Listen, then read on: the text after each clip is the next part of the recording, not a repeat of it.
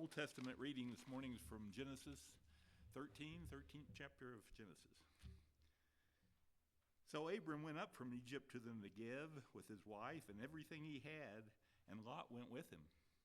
Abram had become very wealthy in livestock and in silver and gold. From the Negev he went from place to place until he came to Bethel, to the place between Bethel and Ai, where the tent had been earlier, and where he had first built an altar. There Abram called on the name of the Lord.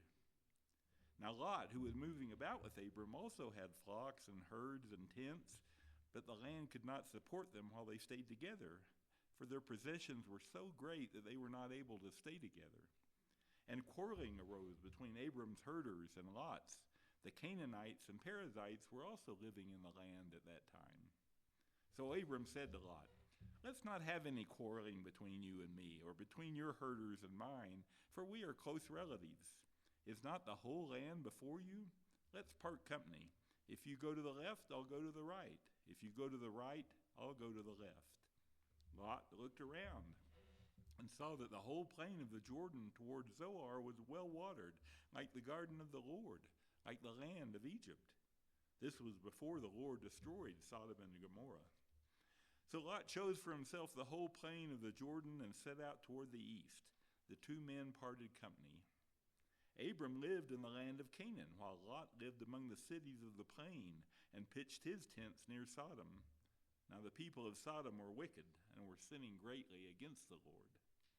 The Lord said to Abram after Lot had parted from him, Look around from where you are to the north and south, to the east and west. All the land that you see I will give to you and your offspring forever. I will make your offspring like the dust of the earth, so that if anyone could count the dust, then your offspring could be counted. Go, walk through the length and breadth of the land, for I am giving it to you. So Abram went to live near the great trees of Mamre at Hebron, where he pitched his tents. There he built an altar to the Lord. The New Testament reading is from the 7th chapter of Hebrews, verses 1 through 7. This Melchizedek was a king of Salem and priest of God Most High.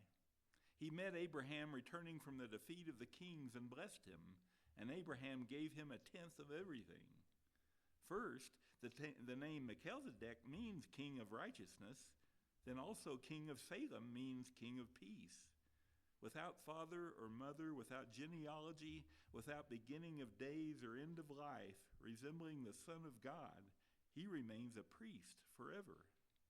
Just think how great he was. Even the patriarch Abraham gave him 1/10 of the plunder. Now the law requires the descendants of Levi who become priests to collect 1/10 from the people, that is, from their fellow Israelites, even though they also are descended from Abraham. This man, however, did not trace his descent from Levi, yet he collected 1/10 from Abraham and blessed him who had the promises. And without doubt, the lesser is blessed by the greater. This is the word of God for the people of God. Thanks be to God.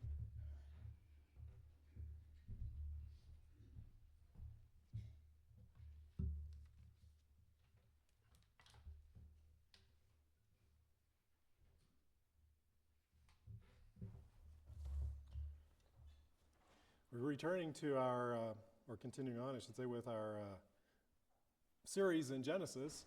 We're going to be looking at Genesis 13 and 14 today, and that's going to lead us to Hebrews chapter 7. When we last looked at Abram, he had been called to leave his country, his home, his people, and God was going to take him to a land that he would show him, so he wasn't really sure where he was going. God made Abram some big promises to esteem his name, give him many descendants, and bless the world. It would be easy to think that since God picked Abram and since God's plan was to use Abram in a great way, that things would go well then for Abram, but that was not so. To look back a bit at Genesis 12, we had looked at Abram lying about his wife when he went to Egypt, which was kind of an interesting start to this great man of faith's journey. But one point I missed that day or didn't land on was, well, why had they gone to Egypt? They had gone because there was a severe famine in the land. So God promises Abram he's going to make him into a great nation and tells him, I'll take you to the land. He takes him to the land. Then he tells him, this is all the land I'm going to give you. And then the next thing that happens is there is a severe famine in the land. I don't think that's how Abram expected it to go. Think about it for a minute. Try to put yourself in his shoes. God asked him to leave a good life that he knew and cared about, shows him the land, says this is all going to be yours, and the first thing that happens to that land is a severe famine. Does not seem to meet Abram's expectations. First important insight from this experience that Abram had is when God calls you to something, don't think it's going to be immediately easy or good or successful. God always has the end game in mind, and that'll probably mean there may be some growth and discipline needs to happen in the immediate. Carrie and I talked about this before, both believed we were called to be counselors to pastors and missionaries. On our second date, we figured that out. We had felt that individually, that God was leading us to that. And we figured it out on our second date, so we kind of were like, oh my, this is interesting. I guess we're supposed to be. So we felt God then was going to lead us into that ministry. But what God had was other plans, and we ended up opening a private practice in Longmont, Colorado for 8 years. And we thought, okay, what happened to the call? What happened to God's plan? Abram probably has some other expectations about how he thinks it was going to go, but it goes differently. But we see him return in chapter 13 from Egypt back to the land where he was, back to Bethel. And he goes back first to the place where he had built an altar previously and God had showed up. This is important, I think. If you read into kind of what's probably been going on in Abram, he goes to Egypt. He has kind of a crazy experience there. He comes back to where God met up with him and where God had promised him that he would give him the land. Sometimes it's good to return to those times and places where we heard and saw God clearly. During the 8 years that we had our counseling practice, we repeatedly wondered if we had gotten it all wrong. But we would go back repeatedly, but no, we both heard God clearly calling us. Sometimes it's important to go back to those times and places because it kind of gets lost in the shuffle of life at times. Is there something in your life that you once believed God was calling you clearly to that you need to revisit? I'm going to quickly summarize Genesis 13. This is what Gary just read for us. Abram comes back from Egypt to Bethel. Now he's very wealthy with lots of herds, and we're seeing this is part of God's plan to take him to Egypt in the first place.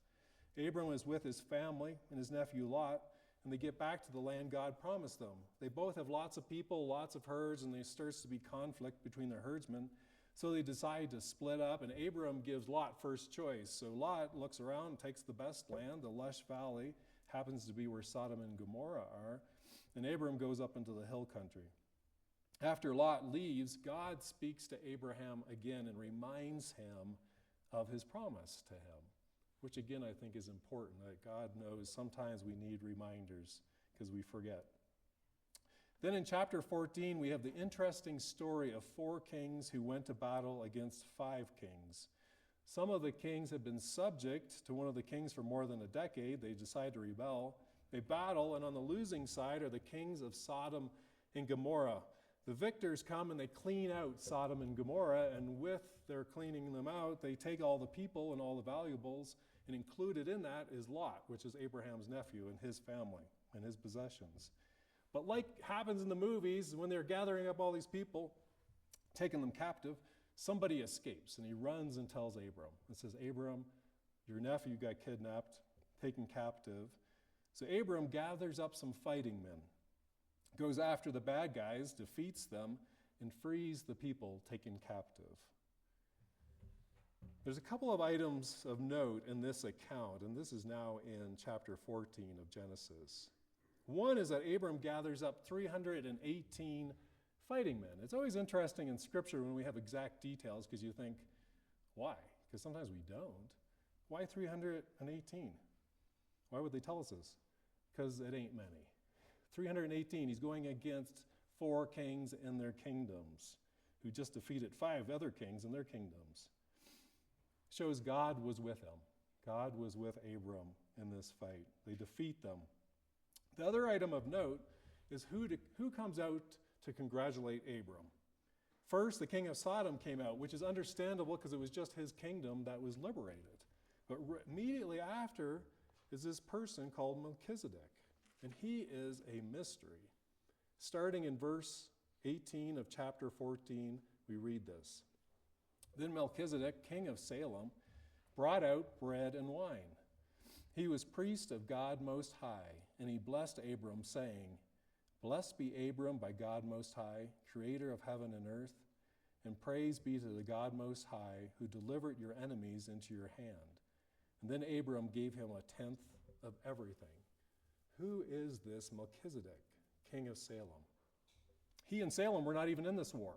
They weren't part of the 4 kings on the one side or the 5 kings on the other. He's called the king of Salem, but he's also called a priest of God Most High. Well, the priesthood had not even been set up yet at this point. He blesses Abram. The greater always blesses the lesser. So this means he's greater than Abram. And Abram gives him 1/10 of everything, even though, again, it wasn't even his nation that was in this war. This would all be an interesting side note, except for Hebrews 6 and 7. Comes back to it. We'd be just wondering, who is this Melchizedek? But in Hebrews 6 and 7, starting in verse 19 and 20, we read this in Hebrews 6. We have this hope as an anchor for the soul, firm and secure. It enters the inner sanctuary behind the curtain, where our forerunner, Jesus, has entered on our behalf. He has become a high priest forever in the order of Melchizedek. Hebrews 7 then goes into depth about who Melchizedek is and what does that mean about Jesus, our priest. I'd encourage you to read it because there's so much packed into that chapter. I can't address it all today. We're going to talk about a few things from it. Jesus being a priest in the order of Melchizedek is also referred to in Psalm 110, verse 4. You are a priest forever in the order of Melchizedek. Again, I'm not going to go into all the details of Hebrews chapter 7, but I'm going to look at just a few points from it of why the author of Hebrews thought it was so important that we understand that Jesus is a priest in the order of Melchizedek, not a Levitical priest. The first 3 verses of chapter 7 say this. This Melchizedek was king of Salem and priest of God Most High. He met Abraham returning from a defeat of the kings and blessed him. And Abraham gave him 1/10 of everything. First, the name Melchizedek means king of righteousness. Then also king of Salem means king of peace. He was without father or mother, without genealogy, without beginning of days or end of life, resembling the Son of God. He remains a priest forever. Then Hebrews goes on to talk about how the law, which was not even in place yet, required people to give a tithe to their priest, and Abram gave a tithe. And it kind of refers to, it was like the priests were still in Abram's body even though they had not come. So in a sense, the priesthood actually gave a tithe to this Melchizedek. There's a couple other points I want to land on this. Again, there's a lot. I tried summarizing this several times, and I'm like, I can't capture it all. Every time I tried to capture it all, I left out a really important point. So I would encourage you to read it, but it's really interesting stuff. Perfection could not come through the Levitical priesthood was part of the problem. Otherwise, there'd be no need for Christ to come if it could. So therefore, a perfect priest could not come from the Levitical priesthood. And Jesus didn't. He came from the tribe of Judah, not of Levi. And he was made a priest by God's oath to him and by the power of an indestructible life. Unlike human priests, Jesus is eternal, sinless, and doesn't need to offer sacrifices for his own sins. He offered himself once for all and lives forever to intercede for us. The main point that they're trying to get at in this Hebrews is that Jesus needed to come out of a different priesthood. He needed to be a perfect priest. So he came from Melchizedek. Well, this Melchizedek is unlike anybody else in all of Scripture. Without father and mother, he was eternal. He was just kind of came out of nowhere because there wasn't even a line of priests yet. And unlike the priests of the Old Testament who had to offer sacrifices again and again, even for themselves, Jesus, coming out of the line of Melchizedek, offered himself once and for all. Melchizedek it seems like has life everlasting. Jesus has life after everlasting. He's always alive, always interceding for us, always enough. Again, trying to capture the big point. Abram meets this priest king Melchizedek, and Melchizedek is a forerunner of Jesus Christ. Recall, this happened nearly 2,000 years before Christ even came on the scene. And Jesus becomes the ultimate priest and king. The book of Hebrews focuses on this point about Jesus in connection to Melchizedek. They focus on it because they're talking about our hope. Back in verse 19, I wrote, "We have this hope as an anchor for the soul, firm and secure." Well, what is the hope? The hope is the covenant. It is the plan of salvation. It is firm and secure. It enters the inner sanctuary behind the curtain where our forerunner Jesus has entered on our behalf. So when Jesus, as a priest, he brought a new covenant, a better covenant than the Levitical covenant. We have the new covenant, the plan of salvation, and we have the greatest high priest and king carrying out that covenant, meaning it is bulletproof. It cannot fail. This hope is so sure that the writers of Hebrews says it's an anchor for your soul. An anchor keeps you safe, keeps you from moving where you don't want to go. On our spring break, we were to the Florida Keys. I've already told a couple people this story. Didn't think I was going to tell it up here, but here we go. Anyway, we wanted to snorkel out at Alligator Reef, and it's 3.5 miles offshore. And so we were going to rent this boat that takes you out, but there's 10 of us. Carrie's family came to meet up with us, and her best friend with her twins came, and we're going to head out to snorkel out at Alligator Reef. And we realized it's a lot cheaper to rent a boat than it was to pay for all 10 of us to be taken out to the reef. So we rented a boat. So before we even went to Florida, the family elected me to be captain, because as you recall, I grew up on the east coast of Canada. My family are all fishermen. So we're driving a boat out in the ocean, especially a small, what we would call a speedboat, is fairly easy compared to driving a large fishing boat. So I'm like, no problem, I'll be the captain. I got this. This is going to be easy. Captain Mike. So I went down to the dock that morning to meet up with the guy who's going to rent us the boat. He was going over things, and this was a bit of a shaky kind of operation. And this guy, and again, I'm a self-proclaimed redneck here. This guy was a real redneck. And one of the pieces of advice he gave me, he's like, when you come into dock, here's my advice. If you're going fast, you'll hit the dock fast. If you're going slow, you'll hit it slow. I'm like, that's probably true. And a little side note, when you're a redneck, you see things differently than civilized folks. And this week, we still get notifications of stuff happening in the community we lived in Florida. And this week, the big news in our community was there was a duck on the golf course with an arrow sticking out of him. And everybody, at least everybody who's commenting on this thing, they're all freaking out. And they're like, they want to get the FBI involved and all this stuff. I only had two thoughts about it. One, good shot. Wow, like hitting a duck with a bow and arrow. Two, that's dinner. Like, don't save the duck. This is a meal. Anyway, this guy, gives us the boat, and he sends us out, and we just take off. And I'm like, this boat it's easy. And the family even bought me a captain hat. So I got the captain hat. I'm responsible for everybody on board, going great. So we sail out to Alligator Reef. We take a look around.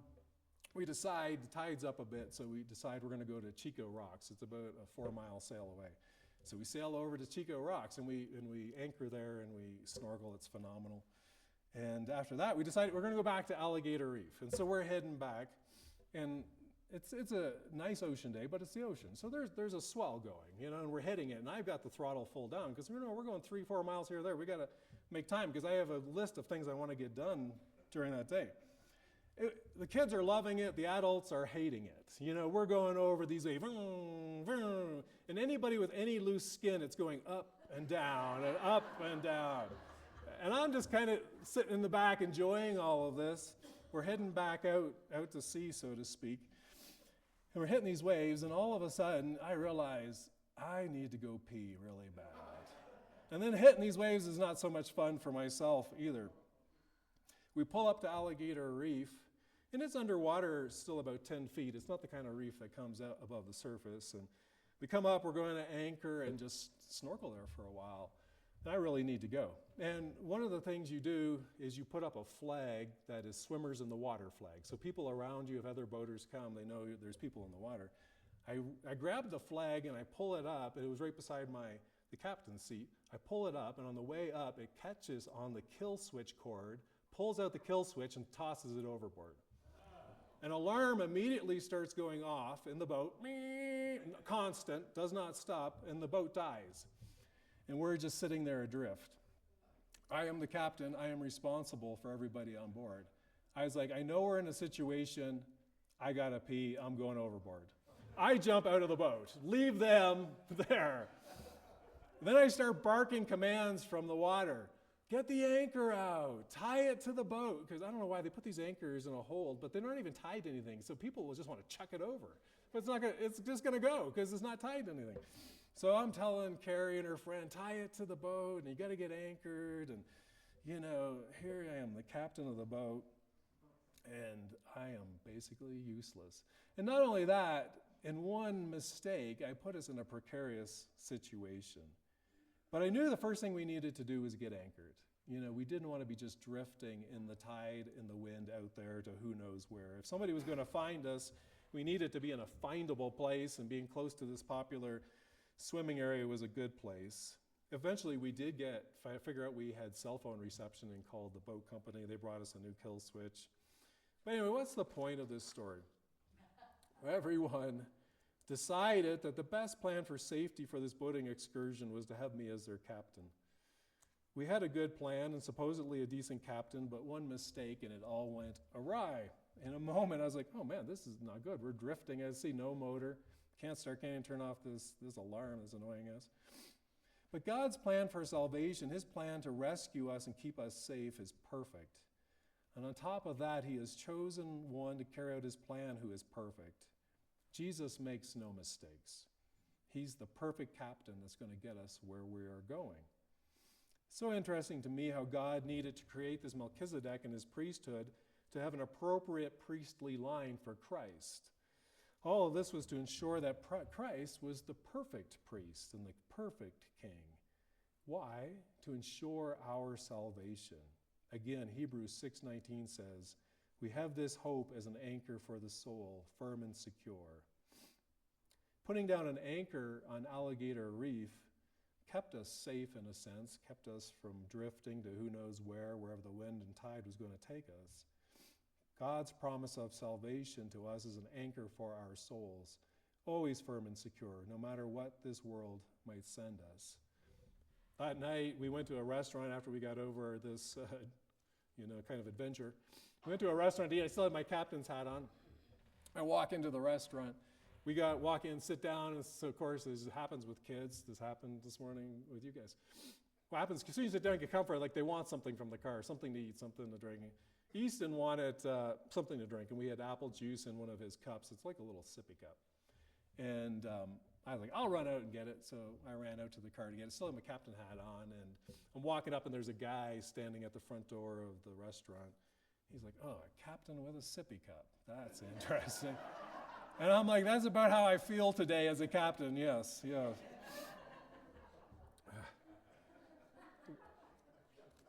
We're looking at Genesis 13 and 14 today, the account of Abram meeting Melchizedek. Again, it took place nearly 2,000 years before the time of Christ. We see how God having Abram meet the priest from whom Christ's priesthood would come. We see God getting the pieces in place for his plan of redemption through Christ, which is just incredible. God kept reminding Abram of the plan he had for his life And God keeps reminding us of the plan that he has for us and how secure it is. Christ is the perfect priest and king. He lives forever. He is always petitioning for us in the throne room of God. This plan, this new covenant through his priesthood cannot fail. He is the perfect captain that will ensure our journey. Let us pray.